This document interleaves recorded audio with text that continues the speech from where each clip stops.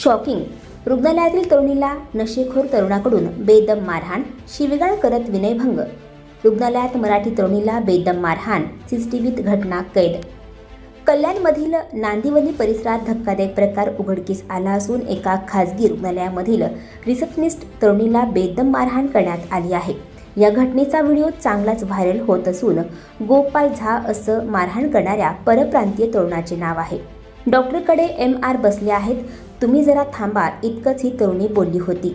त्यावरून तरुणीला मारहाण करण्यात आल्याचं पीडितेनं म्हटलं आहे। या प्रकरणी मानपाडा पोलीस ठाण्यात गुन्हा दाखल झाला असून संपूर्ण घटना सीसीटीव्हीत कैद आहे। त्या आधारे मानपाडा पोलीस आरोपीच्या शोधात आहेत। मात्र या धक्कादायक प्रकाराने पीडित मुलीच्या मनात भीती बसली आहे। कल्याण पूर्वमधील पिसवाली गाव येथील रहिवाशी असलेल्या सोनाली प्रदीप कळासारे हिच्यासोबत हा धक्कादायक प्रकार घडल्यानंतर सोशल मीडियातून व्हिडिओ व्हायरल झाला आहे। त्यामुळे आरोपी विरुद्ध तीव्र संताप व्यक्त होत आहे। सोनाली ही कल्याण पूर्वमधील श्री बाल चिकित्सालय नांदिवली गाव येथे रिसेप्शनिस्ट म्हणून कार्यरत आहे। आपल्या कर्तव्यानुसार ती काम करत होती।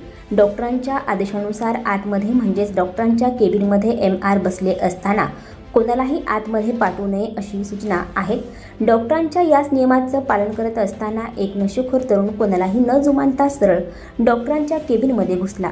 त्यावेळी त्याला थांबा, आत जाऊ नका असं म्हटल्यामुळे त्याने मला सरळ पळत येऊन तोंडावर लाथ मारून खाली पाडलं। तसेच माझे कपडे फाडून मला लाथाबुक्क्यांनी मारहाण केल्याचं फिर्यादी तरुणीने म्हटलं आहे। घडलेला प्रकार सायंकाळी 6:45 सुमारास घडला आहे। त्यानंतर फिर्यादी तरुणीने काल मानपाडा पोलीस स्टेशन येथे जाऊन तक्रार नोंदवली आहे। दरम्यान पोलिसात तक्रार नोंदवल्यानंतर देखील तो नशेखोर तरुण अजूनही माझ्या राहत्या घराच्या अवतीभोवती दिसून येत आहे, असे सोनाली कळासरे हिने सांगितले आहे। पीडितेला न्याय द्यावा अशी मागणी सहकारी व पीडितेच्या नातेवाईकांनी केली आहे। मानपाडा पोलीस स्टेशनला जो गुन्हा दाखल केलेला होता त्या अनुषंगाने जो त्यातल्या भावाला आपण यापूर्वीच ताब्यात घेतलेलं होतं। आता त्यातला मुख्य जो आरोपी आहे गोकुळ फुलेश्वर झा याला सतर्क जे नागरिक आहेत त्या भागातील त्यांच्या मदतीने त्याला आता ताब्यात घेण्यात आलेला आहे। आता सदरच्या आरोपीला आपण अटक करून त्यानंतर पुन्हा त्याला कोर्टामध्ये हजर करू आणि सदरचा गुन्हा करण्यामागे त्याचा उद्देश कशा प्रकारचा होता काय याचा आता तपास आम्ही करून त्याला उद्या कोर्टामध्ये आम्ही हजर करणार आहोत।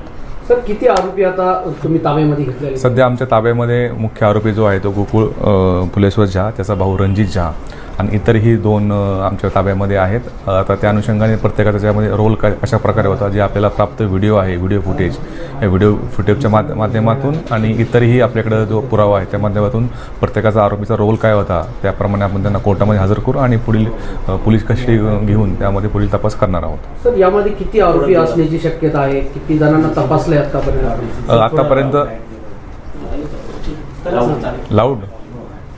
आतापर्यंत 2 आरोपींना आम्ही ताब्यात घेतलेले। परत त्याच्या व्हिडिओमध्ये दिसणाऱ्या ज्या काही महिला आहेत त्या महिलासुद्धा आमच्या ताब्यामध्ये आहेत, त्यांच्याकडे आमचं चौकशी सुरू आहे। ते व्हिडिओच्या अनुषंगाने अजूनही काही आपल्याकडे व्हिडिओज तिथले फुटेज आपण पूर्ण हॉस्पिटलमध्ये ताब्यात घेतलेलं आहे क्लिनिकमधून, जेणेकरून इतरही त्यांच्या ज्या महिला त्या ठिकाणी दिसत आहेत त्यांचा त्या ठिकाणी काय रोल मारहाणीमध्ये आहे का अशा प्रकारचाही तपास आमच्या टीमकडून सुरू आहे।